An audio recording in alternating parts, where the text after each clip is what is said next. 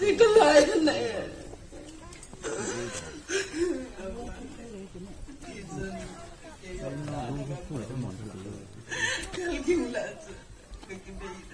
nó khô tông à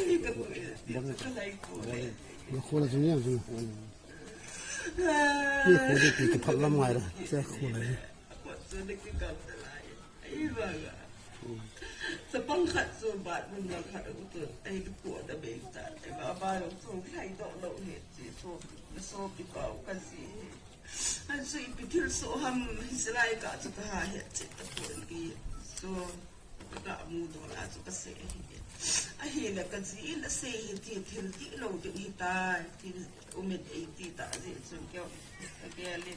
Ki ong kum len mi tham ahi pe na chui le kazi ko ma to ko umding aki chai to ka kazi ko ma to ko umding hi le ka ni hona ka boi hon ding ngong sa man do ka he tin to kom ka ge le ama boi tong le ka cha te hi ka cha te ka nau te ama ho hin ko ding dia na chun yom chun ka no to hi le aki chaya hi ka poi hi ta cha Jangkhogin dan to thil ki bo dan in le lo aki su si no dan so aki chaya ka ge le hi ta hi le ha ta chu ha pom na chu ta chu kap le hi lo nga ko ai ha cha chu in som la khat na 11:54 55 chu Mrs. Ahon saya pilih sundal.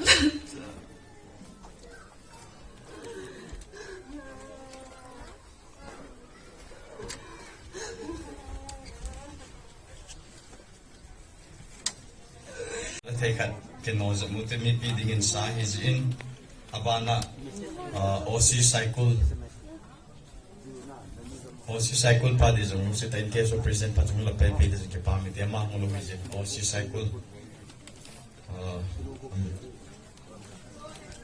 ama zong he iti ma bang ma azan zana ki zoding ham ke hu zoding ham te a nasata pa na la hi in abana thungtin village authority le thungtin hobunga ko thungtin village authority ko thim le ko te han ka hong pi naw ka hong sai de naw ka khu ka no hi jin va ho hin hobunga na man pa za wei ha ji vin amo zong ka pinum metin thungtin va village authority to hobung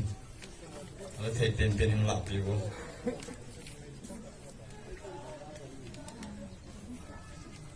lo ham thungtin a ko na koi mang lo ham abana dingin thungtin aki chai ting le tu chung thil suwa thula la tam ta om laya ke ho khom na ke ho mat pi sing an hi ke no representative ma kun pu di no ama ahong le ma zong pu chi ka la pi di vin in sum meeting ka te sawe ahong lo le ama to khom pi lam kai pi lu ku khat pen pen la pi lu ke pa min te abana dingin kangpo pi in pi keso sa der hills amo he tu chan ge zan gi a abula panom hen kang po pi in pi kukin pi kang po pi chuting le keso sa der hills nom lo ham abana changobung village authority le haupung azwa naw aholim te amo pu chu hi changobung village authority le haupung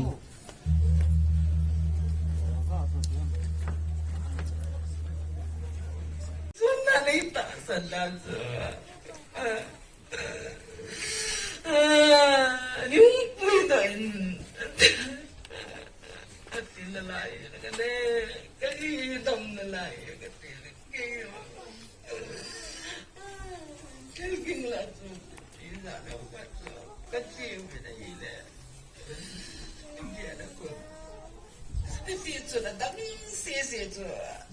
các khu vực này tôi đã tạo về ai là cái chỗ này thật nhiều bên đây thật nhiều bên họ phơi cái nôm hay phơi có không cái sung ý bị tiệm ta có cái này cái gì anh sẽ cho nó số bị bao cái gì anh đâm nó lại thì cái hiện ra cho không hiện cho anh in là su ko ngom ka he ama hon ro he obe lai ko ku hongin ei tim thel to su ko obe ani le ki sunga lut pong sunga lut dinga ko hi po e boy gam sele lungset ta in la so piu ka hi a hi le in mu hi ot bin ji chu ka ti le pat ko hongin ji in ti la pat chu ka hon nge le ka mit mu a ka ji tu a ki bol ba ba e vet sa go hi ai ji sa na chun ka ti ko hi ai ki tsai to di ta le ka mi na mu na nge kita chun I lo se le ke bon ta ding po vi le ke ho vi pi so se na ve I van chun ka abo le I ka hi na ve I song le tu ni ka chi ti u ta ki wa I ta no lai ko to ka sa sa e na le ya so te yu I ka I lo ke I thong tin a che ai ngai bu chang tu le be a hi en ko sung mi a hi en ho sa pa hi en se le ko ten mi a hi en se le a dam in zi zo se ho nam ho so gen sam ko ki pan ko hin ko in se le mo ki dam pina so pi u le na wa sa pha chan ho zo se zo na chu je wa China so pipa kasi ngai lut now kasi now again thei na ho nam ho ani mo na ho iti he nam ho zo se na pon sa chu wa na ve la ki pa to ka hin se hin tin dong yang si rong ka dai to se yi yong ka ta ko so me ka ni se ho cha ho zo chi de to sen ta la thim da na thim mo ven da ki da ni chu hin tin Ata kasi ko ngai dam ka thum sa so pe ani ta e so na ho e ta sa na ho to mul so ngai dam dei tsani ya au lal kasi ko ngai dam ke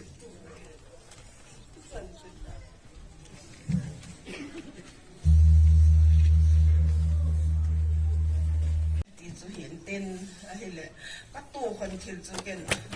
จะก็สิ่งการเป็นตั้งจะสิ่งเบียดตั้งก็ติงheleตัวเฮทำขัดก็เห็นกูทุสิโอสาวสิ่งก็ติก็จีก็สิ่งผัดจงฮิปโปอินลุงเกลจงตั้งลงหงกายเดียวว่าลุงเกลลุงที่ตาเกลาที่ฮิเจ็ดเจ็ดเกลาฮิเจ็ดเจ็ดสิ่งอินจงลงบ่ลงดินเล็บเจียเล็บทุ่งลงบ่ลงดินที่เกยก็มาเฮผัดอินสิ่งที่จะจินผัดช่วยอินจะต้องมาช่วยดำมาเฮอัดเจียอินช่วยเล็กเกยก็หุ่นหุ่นสิหนาวเที่ยวฮีที่เล็กมีตัวสาธิตช่วยนะมากูน่ามาสักเพียงสิแต่ปันหลักระเทวันจันทร์จะเห็นล่างวันเอาถอดมีตัวเราชัวหาเสียดายการกินตัวนี้ที่จะส่งเห็นก็จีนไอ้โซนด่านไอ้ตาสันด่านชัว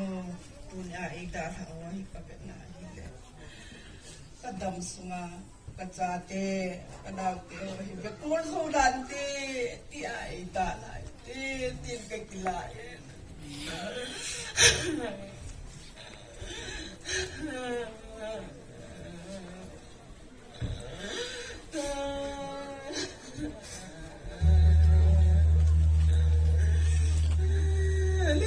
Lalin, teman tidak nana cate. So, kesian tinggal di kupat tinggi so lalin. Ya, nak bawa tu dah, lalu orang akan sengit. Le, tu tu solo, tinggal tamin. Nak kuat, ngai tamin kan. Lungset wale.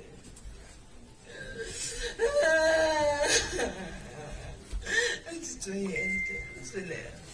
Now te hotel, sule. Koi hibin,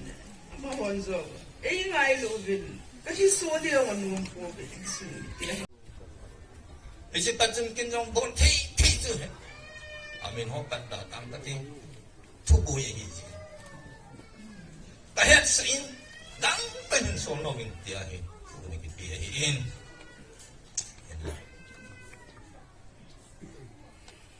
hình dòng ta dây này ông đứng ai tai ông cái pan tao cái gì ta gặp thôi chỉ có thật lòng sự anh ông tập bồi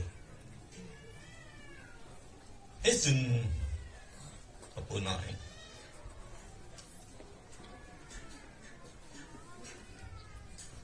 kalau nggak kau mau itu tadi, ini tunin sopi ulang ngau teh. Lung thom hau ni han nang, kani khu, hasil ni khu, ani hilang le. Hesi kal hasil ni khu le, tak kani khu wahin. Ami pisau se sopi ulang ngau hin, nei ngai besi ni ti kimunai pisau le. Tuni hin, ngai lu ho dia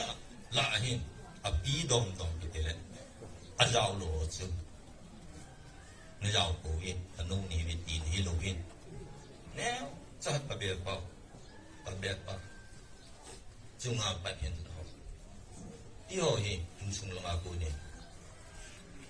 nei ko sa anu le, nei gyal ko anu, minamu thei dingin. In sumit kahin bumuhin isikahin ko wahi lungset tei nihunglat pi diwin timna kahin leng hey ida mabahin koi mat thei dingun jilla general headquarter inang chilna kawak nei son kidhin tin thadam tagin nei choldam sagidin pathen zale mabana hin kumat ding dani khurel gam ai hak sana tampim ding ai ji jing thei taga adam chingin ko imat thina dingun avelin chilna kawak nei sa tida tuhin jilla general headquarter executive board te hiwa chujanpur te hiwa pon kuna nei kativin ji chu ki ho kun mai ding ai kun so ta lo ding ke di pa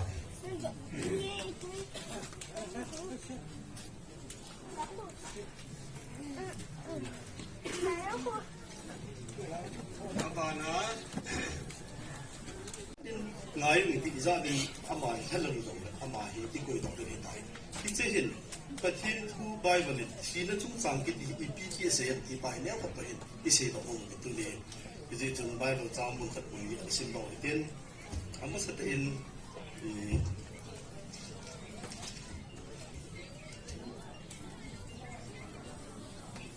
Facebook ko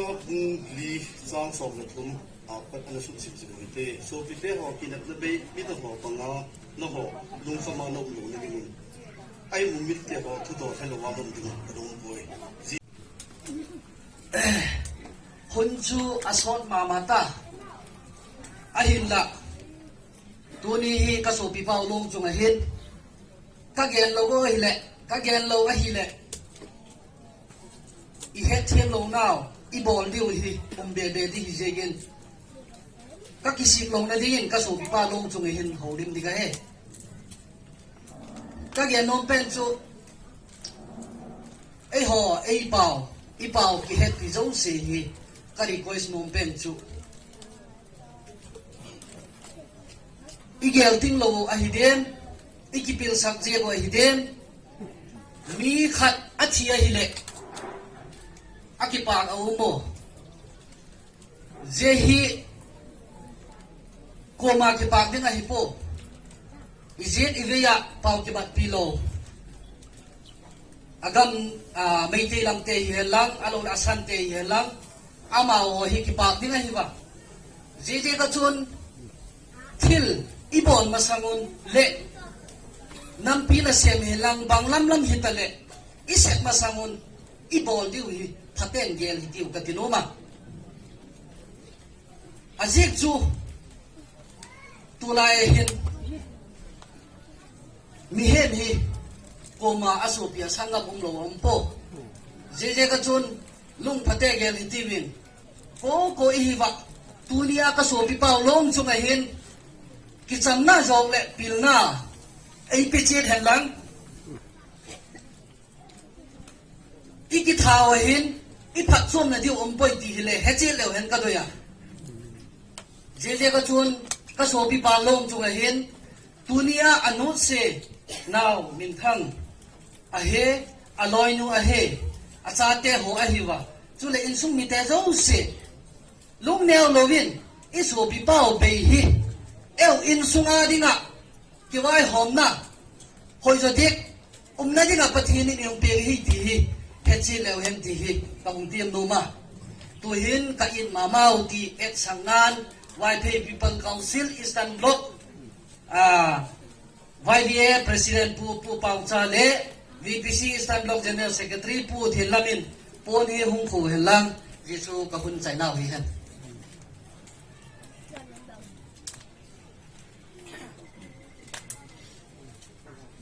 kalung hem rin kapun nawin ay la bol thei ogun ni macha ki nei pon ogun ki bol thei pen chu tunia si kuzinia property ogun property zo si hi isa ati man ni ati la sa hi yin ti tarpulin ho yong hi ati so ne ve so ti mai ta e ma khat ve sa ki mang do do tunia hi tu Jangkhogin Longdamsa wilim na ding kina hong ki mang hi tarpulin ni bang ta kha de hi tunin ogungin i macha bol te ki nei pun ogung zlu son dung zuin ogung member khat hi na mi jin ku jin na tuwa hi le agal na neu khat be pi ding hi ti chu a hi si dinga chung in nei pi ti dem ti ti min ni chi pi hung la pi bin le hung la pi le pa min te amang ni sang som ki naman na tu ma le sang so ma ko kun ka gal je ti ti kan fu nu tin tin hobung atu sim nong chu ki nei su ke du ka ta sa ni ai wang la hobung mem hobung te ho hin bolding a kilom ti tham ka tiu khat omin tu ni hin su pi Jangkhogin pin bom pi ho acha te ho hi kun do nung khat ka nei ti chun cheng cheng in a su pi ho kal sun hon yung di do pi di lin zong tim na kan nein ama sa penin a su pi amanuya palin min thang in din do pi le pante palin min thang hoyam ham thi ma hi in ti pa me amanuya thang rizoi go thang rizoi le in din do sila kun na ding dil ki sil pa kun te pa jam go mang có thể làm có phần chúng em mà từ tin thầy tổng này ông lệ ông cha bên kia tu hôm này hình này cái tình hình giả nó cái sự đầu tiên sự tàn tin ba thằng tin liền ông lệ một điều lệ phan te ba thằng tin liền cũng ngắm chỉ là ngã phần ông này và lần là ngã ba thằng tin liền nu te nu mày là ngã nu này trồng hôi ông lên điền độ phan te nao te hồ nào lâu na anh lẽ nu hạn này nín cái mắm nào hạn này nín không đang ame ra thu xây nu chơi nu ngã nín này kim nu mắm kim boy có ame aget na này pi trong có ame mà pin pi asu pi nau te hin tin ama amo ka makila amon tu dai se mo tu hat na ai non ipem tom ngai na ai non amon ipya i chi phan san na la pa kin neo cha mi ni san yem kana abo nu ay pan la min nu chi ta wa pan la te oi na yo mi lung neo te isa lai se mo i on bi han san te i bo ve te kun ka bong no nu min i pui pa te thu sim chi sa ha na te ho i lu zai spol to ko nam che ve te ta ve tu ni i ge no ki du ni sa ni ya tu dia hi chan ge ya hi mit ni bo lung wa i ke tha wa hi to ai be ham sa pa ro ko to bi a chen ye san ge ba ma nam bi ni hum no ni i ngao ba pa ni lo le to ai yum na che wa hi pa tin ko ma ki ko ta ti se ni ko ka den a se tu pa tin tu ko se ba le ta bo hi da ne ti pa tin i het ka si so piu Jangkhogin Baite tang ma hi langai le winglang lei he jong le mi thi na hi ta je in ipakai Jesu Krista hu kin ka a San mun lama chom dingin pa to cha pa to chule thagau thimin keima Reverend Jangkhogin Baite in kalado tai pathirin Longdamsa in kijin ta hen la cha sa khom tau te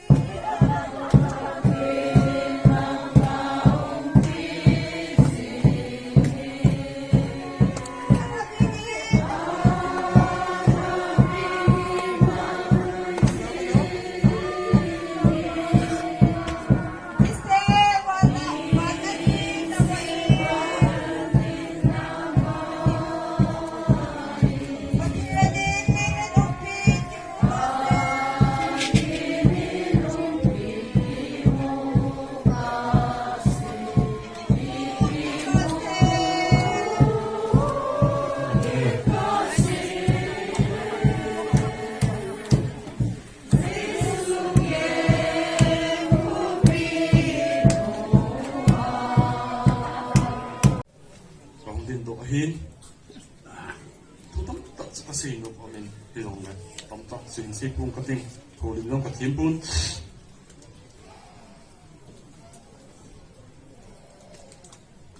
cái để cái thiên dòng cây bún tôi xây gì dòng cái thiên bún còn lòng rộng nêu biết tôi có mà hiểu cái Westerman là tổng dục buông cái tê trong lúc bung hi in sắp đấy in xóm nhị xóm trong cây bên thì sẽ là vài phòng tình cho họ sẽ cả sai thì sẽ dùng xếp tẩy để quay in cái thuốc pin thế thiền cái thuốc pin là ngày kỳ dụng cái là sử dụng còn ngoài nu cái phụ dân cho có ổn hơn nên của thiên tổ mà thì có mà có cái sản cầu thì còn ngày vào miền tôi tập tập sử dụng aman zong anaw pa mang banga ay nagyalin kin zong ko pa bang banga kain gela kila duta hinku kain man hin se do the do tam ta amin aman ingan si la dung zui jong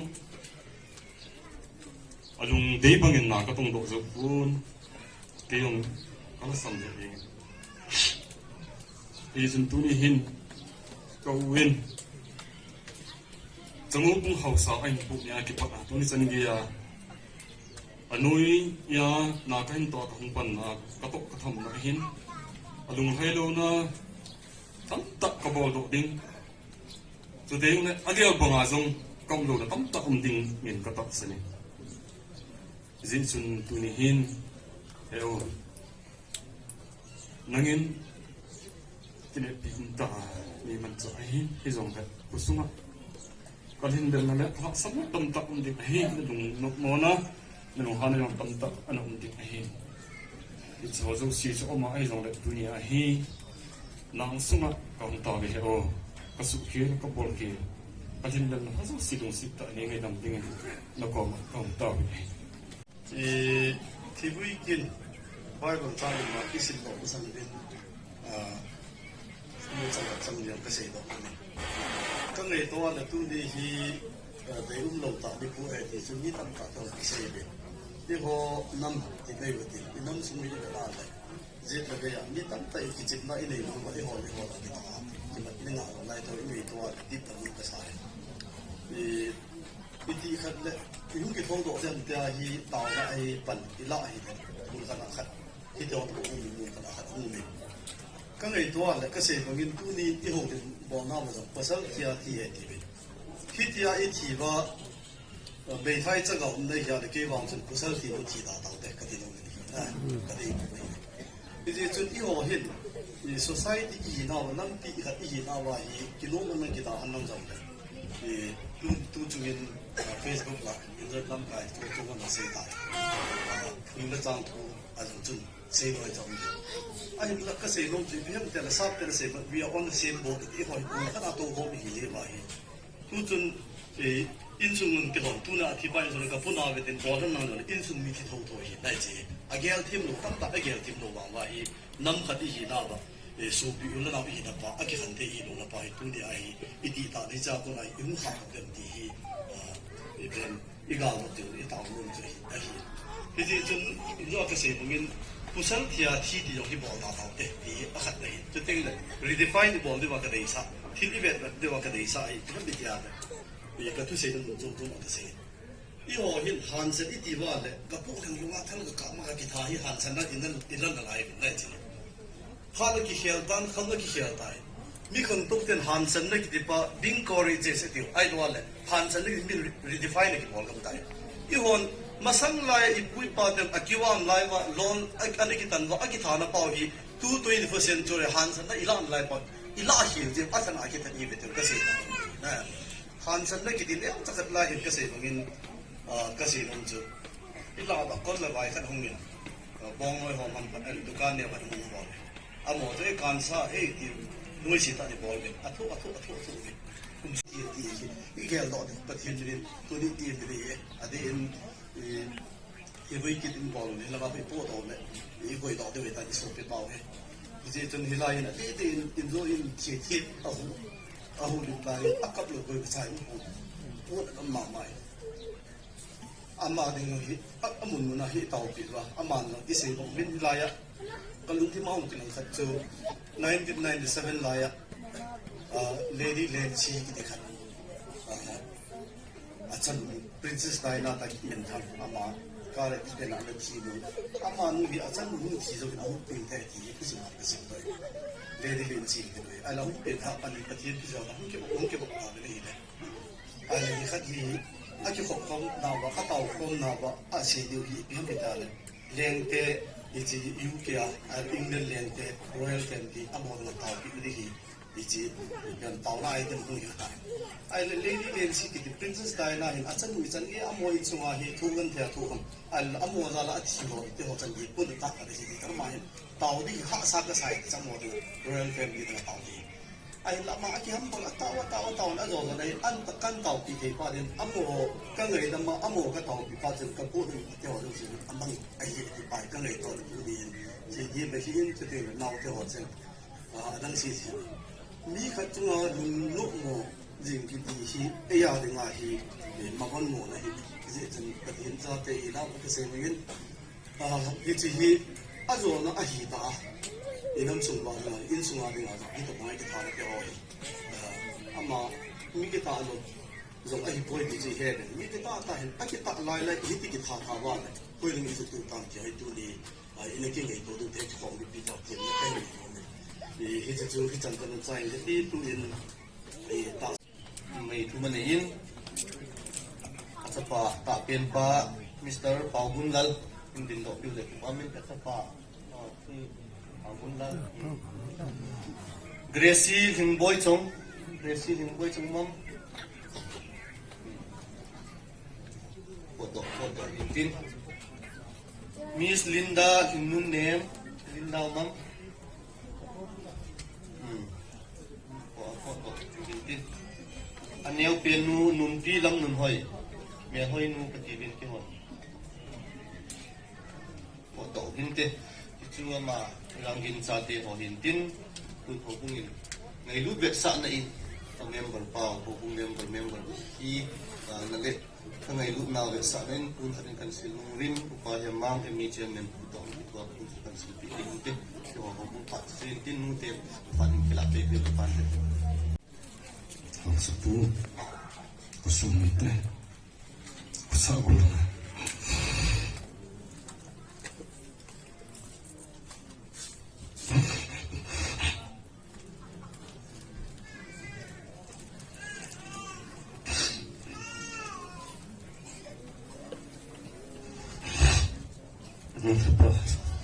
Tidak pun sebenarnya.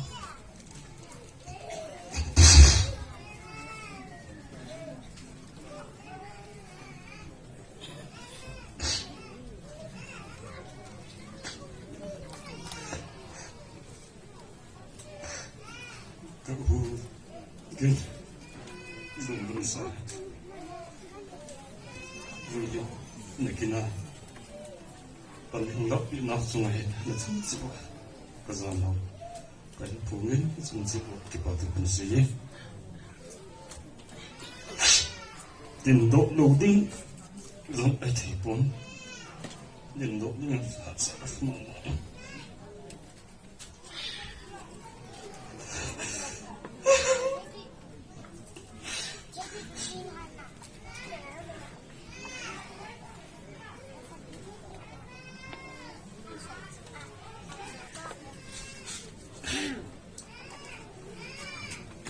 We have been thinking the phone.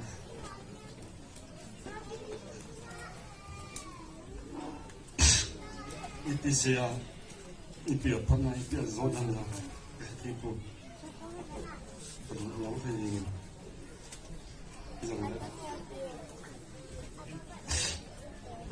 Oh, to not go ahead. Ketik mana satu ending kaya saja. Aku hidup gue, tu saya yang ketimpun, saya ini orang sepatu, hisomnya.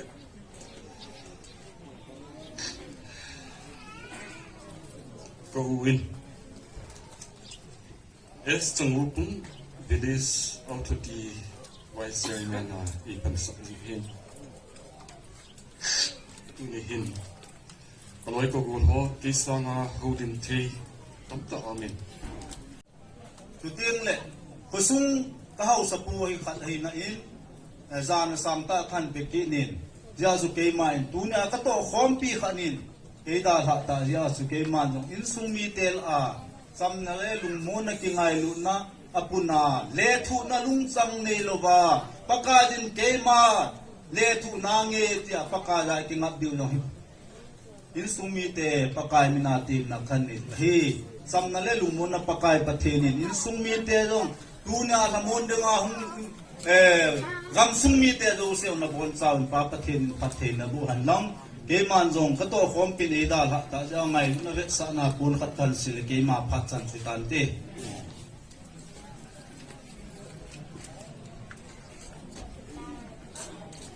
Sorpan phat la pi yu ma ho sang se tunia le song bung vile sa to pi su teng le o bung a khu sum mi tem a chunga kong ki sa lu nau kong ki man cha na cha sum ki chai di tan ti ni ma phat chan chu tan ti ki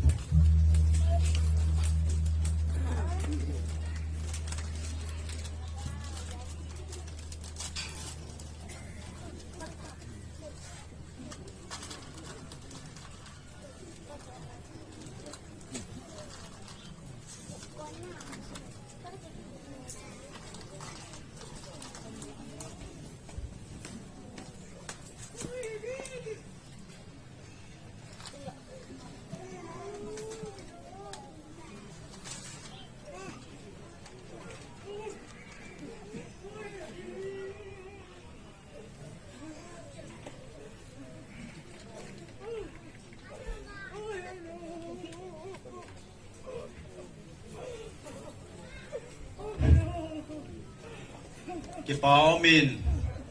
kay kahilit sa ngubong pastor asung lot jim kahin tunia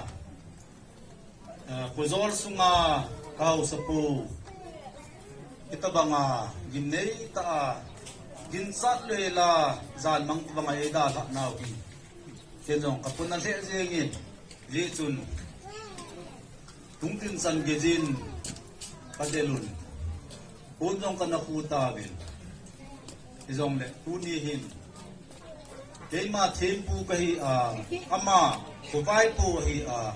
kato khompi khanin kato lai changa ida sa ida hin achunga athil bol phat na tam pi hi sele han se lo de hi izong le tunia ama thi dan kalung phai na chi ham thil se abol ji thi na man na to le tunia pakai na chapu ke ma han se ding ka he lo di hi hai la man tunia thil pha abola mitin mu thei dinga het thei dinga kita na ta langa ato na thang se na sum se na ma alo wa ale mi thang set pi the da ta banga thi na to he lo pi ka sa in mi zo sin kita na nei ta ma banga he dunia pa ila che dio he pa kai mi na tim na kan ne jo hin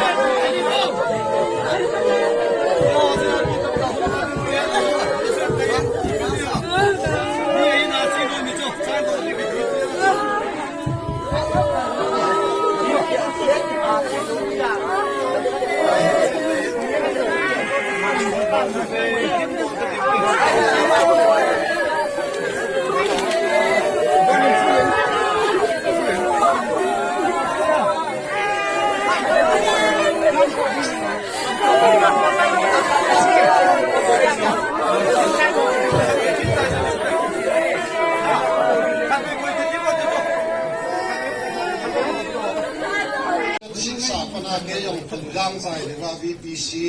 Chairman Hu Kahin Kampung Pia K Kamin Hong Kothang Nisi Lahin VPC Chairman Kampung Pi Block Nga Kahin Block Sungai District Sungai Block Thum Kanijun Kampung Pi Block Leilon Block Sudeng Le Eastern Block Aumin Ahin Latuni Kacapa Timain Kating Man Hepa Eti Ya Sekel Kacapa Timain Kating Tamta kasi lo Jangkhogin point khat se kati kachapa thi he aloi nu thi them lungna ta hi ama thi dan he kati pa ai pon pasal thi a thi hi aje chu I byam ti le me hem khat su mei chang khana thi the hi ahin lama hi athi te lo le thi thei lo khat ai ja chu mấy sang chú ya chung a chu ai ye sun la ni nong meeting ka ja vin ka kam ka ke lo jin pathin ka thang bai nei a je su ka kam ka ke le ki ho la na ba lo ding ai mi phata ka hin ka loi nun long ei dat mo ai thu ka sei do le al huma ka sei the lo ai kha che se yin koi mangai ding a ngai the lo a thu sei ka hin ki je hin zan hi ka kam ka ke nom le je ngin an la ka ke ke lo wa ai ko ya pathin ka thang bai nei a je su tu ni kin phate sa chi tha the ji hin san su je ngin tin an la ke ho he tu ni le lon block zong hongin su ten la kang pu pi sunga hi unit zat som unit thum le ni ko movin ade de a kaso pi ban mo apu na sango bong unit hon zong cheng khat cheng ni sei to pun khu ton ko mun tin subana Kang ko pi block sunga sanute vai thei sanute no pon hung khowin tin block in jong pon hung khowin ka ding ahin la azona ke in leilon block in hung khun tin azona ke in changobung block ama khosat na ama hausat na changobung block sunga unit sunga ama on cheng khat cheng mi ase ta pon khun ko bun tin hi sisu ki ho pha ki tan te ka ki pa in bong sao sunga ki pa thu kan se tan hanin ka se khel ka se ba long le ki ngai dam hi ti ve ki ma i chen khat so bian to yong lew kan pathin en mai pui win mi ya hin Jangkhogin Longdamsa op the ngai yu mo hi ni ko pha pathin en pe win un nau pilapu organization lin ta lang kai ho la ho bung lang hen na hoi ta yong le so pi go la pai ke wa yok chi nei ve he ta bang vui thei na op thei na pai pai kiu chung pathin kan sang wa ven cho nên ông cái con dâu xì in kỳ sa kể in là na salam pen dole xây sao lâu đi cái phạt này cắm tập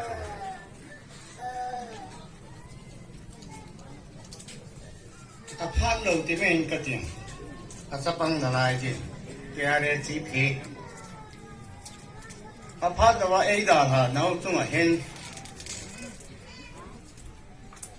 khó kisan o kite hi 100% Christian idiu igin tsari Christian o tu pathin sa te hi ben pathin sa te hi ta bang hi ki bol ngai lo hi ti yong he sa sa vai bol lo hin le chun hoi sita mer sita ki thana chung changa den na sang ta le hoi mo na sang ta le thasi na sang ta ka hin po ngo bi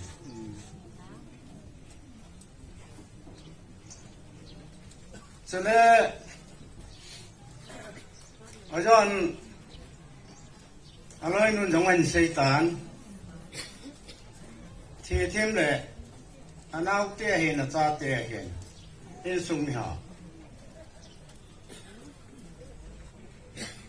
lung tâm hiện bên cái hồn nó hiện bên lung neo hiện bên cái gì nó mình này in sung à in phong sung à in âm pi sung à cô cái society à nagan theiwan ha sanung long le na pan pi liu apa ti apu te bola pai le nam pi sunga in sunga pan pi thei dai pan se di vai ti chu thì thêm cần samon na hen lang nên nó sẽ thì tâm tắc cái này vốn ahin anh to phát sa tâm tắc sung sôn à thi rồi à rồi izom pi thei di mà mình lại izom pi thei di này izikin ahin pan lakom hitin hitsahin kilamon uti ticho chomsa kan silo hitin kasi kin in sumi lam kai ho committee hot ni ngai mu ki pe pat ko moment ka propi loi la pai hina achun phai lang an khong su win athi ni in yaw mau lang hui lang ki mang chana ahin loi la pai hina hikal wala pol pi ding propi na thei chu he de pun Kukin pi lam kai khat hinan nyam mok muna thu le la pan thei nyam pan kilain ting le tuni ni khogein zong kukin pi kamu pedestrian iso pi pau he July mun ge ke wana kong tha lu mu ve ti yong sin happy ti kan po no min ada ha chen ain sun mi hen lang ana ton na organization na lam kai chen hiong le tunin ama chunga aphat na hole abol thin ho isil na chung chon chun ama hi na a he ching na diwa ka dei khat omin izom pi diwa ka dei khat omin ama hin khutu sim mai lo la ki man chana wang ka he pon a hin aboi pi la khat ka he khat chu na pa za la he khat chi phem tile gamla na ma dinga aki phal na pa ki ama organization mina ato se hilawa hi chungcho na zong namla go adinga abe tu abe sui chamo bung ho kiti yang omin hi chi ahin ke mu danin pa ta chi sa sunga hin ana pa na ngan se na sunga hin sunga zong hin school lam panghian lang ko chen in chen hiong le khian na sa tay ni kimuin hijia hin wang in sung mi te hin organization hi aman a legacy adinga ato ban jam tam tal a khat an chi pi pa hi izoi pi uwa ama hedging na azong iman cha uwa hijia na boy pi issue khat hi gam na go hu na a pan la na khat ko khat chunga hi ato ban izom pi izungwa support ibo jing di min jong adi stringa in pi lam kai khat hin thalengin tip na le taw na khen ni jin hi ni ja ni ho sin ho tam group yo sa chung kamino pa the thu jing in hasit nga ki par nga karam alo ne jing lo ai ba nga ei bo lai pon abola uma ani ko ngai ka la tai lo chu ke lak ne ging kan ta lo ya tuni in ho chung chun in sumi hon pha sa wa kusmin pha sa a ayya le ka taw nun chu jing ni ku le hin e no ten tin ka ni no mo vin pha ni pi wa hi le ke ho to hi tin jing ni ku hi isial angai pun ipu pan angai ta pau kan ni le paling ko sa ki ti angai mo ai pau dang la che ha ki ta bang kana cho avu ni no a ke la mun na ti ka chu organization ngam ki bon no mai ti na ka pun do na si sau ding ka sa pun si filun le ke ti mo tin si ding la la mai on le izot tu le le wi kan phalangin law hitin kasi nung pisan chai tang ka di pa ato khompi kya le hoyong chun along a chu hin alo thilo wa ka chu lo wa la kunung la kari kon sit alo ham ti chan chu te holim na detail se lo win se mai ka ting ka ti sama lewin zani ni ko in te so tu se la chim chi nang bu boi liu la chun se zai no men tunin zang la na alung lai mun i tawin ichi akifut masang yong chun phung tin mun chi hi in alung ni chi a amuna chapang ho zo sin zana dan sa na pi chi chu hi ta nei ichi wa ka se do nun chu thel dang hai boi a chi ram tu sin ki sei ding ai pon a chi nei nam mina chi a ki la ni nam na tong khat ki a hin la ya chi hi ja chu amma hi nam na tong thaling se nen ke non ka simu hi tu na ka phun ro hi ne a chi to ka a to hi a chi ram cho chu ma hi chi dan le si chung a ki bang nei pu nei ai va nga a chi to ka a to pa chu a ve lu sa ka hi ne ilai chi tu nya ka loi pao chung chang a ka se no chi ka hin chile thaling se na ki sima keno suma branch ka ke are ku ki revolutionary army chief hin a tu na ri vui lima ding hi to ka se no yang bin hina chi ai pun nam se pa hina chi atum na in khulang buna aki vui poi ta kusumi hotam ta jong hi to ai lung lu mo na lai hi ai wanga chu in sumi te in aji chai nzoi se tawin thu tam talam tam taum pa cho chum koi ro hi ti alum be ka ki video ya ti wa chu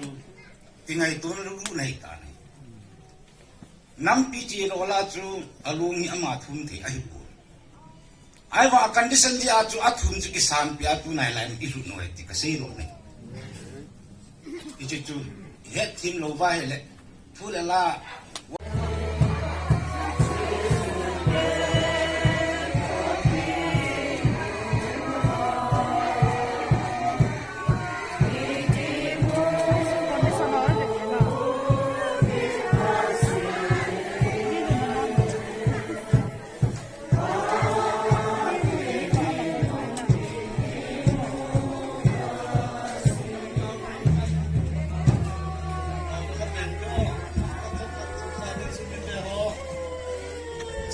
thì cô tàu là đây là điều tê đúng sẽ tê tàu nó mong ta điều tê trong tất cả tàu tê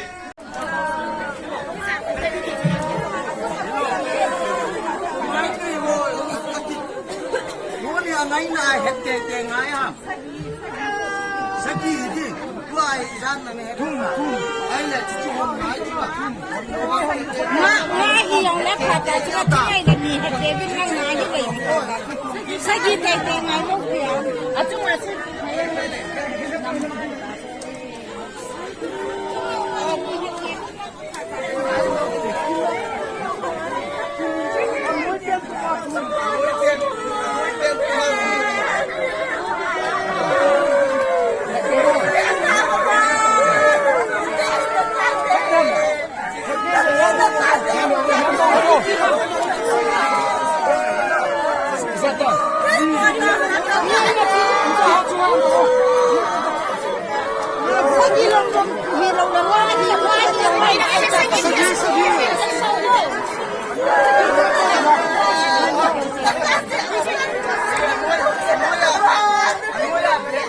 Longdamsa pati lebih tahu tahun ini tu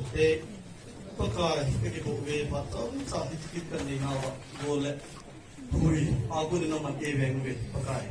ini loh yang tadi saya cakap ni bawa ke sana ni loh kita akan tukar jadi kesulitan Longdamsa itu pun akhirnya yang dah tu kita nama ini nahung kita saya pakai Longdamsa nama event asu sendiri pakai mihin ahin pakai dengan sa lagi lupa tempat itu tu nama ini event ini tu akan mandi hindi nung pagkakatawa adiin azihin at sate au anaw te hodo sinang ako na lumon tita naman na bilong to ihom bihim kan po kinem di kay pobit kato te hodo pagka punya po na nanay dalawa nang masahin ang kabutin ay po yang sitaw kangay ng tewa lungset na kaya tutin din na kinayo kan tao pit life nahi adiin titi may in at sate naw te ho azi po ang pagka apawin ang pilay kasama kayo so bilang naman hiton pia may thai mi dulon naman hindi pia au unaw ten pagka ama sang aki ngay na sang pagka nang hung kingai ba nang mapulit sa tin ng upit kay tao pitaw ni dito to sa ni sa pa siya nang pinin ni tisa kaya na to hat ng kapag Jesus Kristo ng tao